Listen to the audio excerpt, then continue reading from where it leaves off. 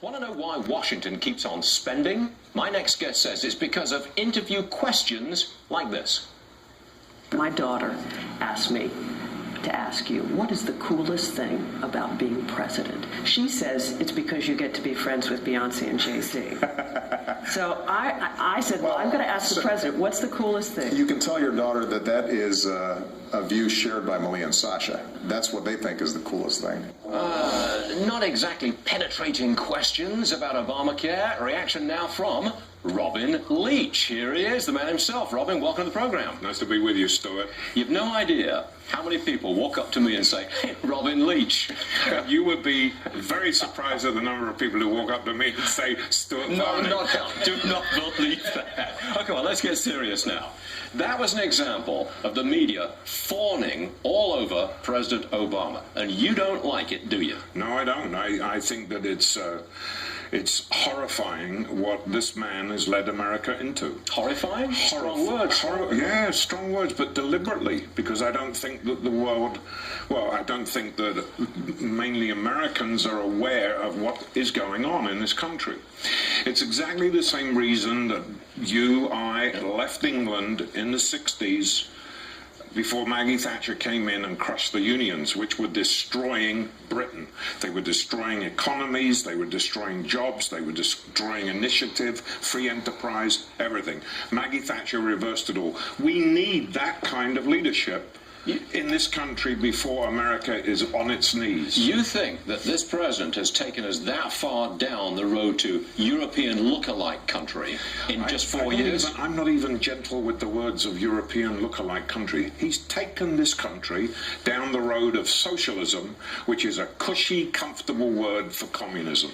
We don't hear that very often from Brits who come to the United States. Listen, we came here because this was the land of opportunity. Yes, this was the land exactly the opposite of Britain, where the old school tie didn't work. If you got off your backside, you pulled up your socks and you worked hard, you were rewarded. Yeah. Now you're punished for doing that. That work ethic is wrong now in America, because you've got to rely on the nanny state government to take care of everything. But everybody who gets free phones and free food and free EBT cards and free everything else, where does that come from? It comes from the national debt, which is crippling us, and it comes from the 1% of the country that's left with a few bucks in its pocket, and they're trying to get those few bucks too. You say it's crippling us. You live in the United States. Yeah. You lived here for a long time. 30-odd, 40-odd years. And you came here back in the day when Britain was an aristocratic kind of place, and you're always bumping up against that class system. Right. You came to America, just like me. Free opportunity. Just like me. Land of opportunity. Open country, come on in. What can you do? You can rise as far as your brain's talent, drive, and ability get you. Drive. Yes, drive, exactly, drive. exactly. You and I are in exactly the same boat. But you feel very strongly that those good days are gone. Do you think they're gone forever? You don't think we can reverse this in America? It's getting dangerously close to the point where it can't be reversed.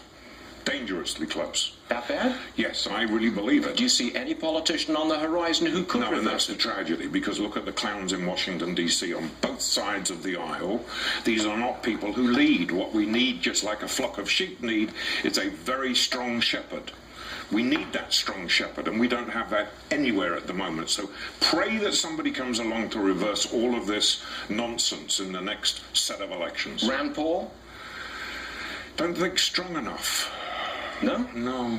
Not You articulate? need a man with charisma. You need a man who can stand on his own 2 feet. I mean, you look back, you need what Maggie Thatcher represented.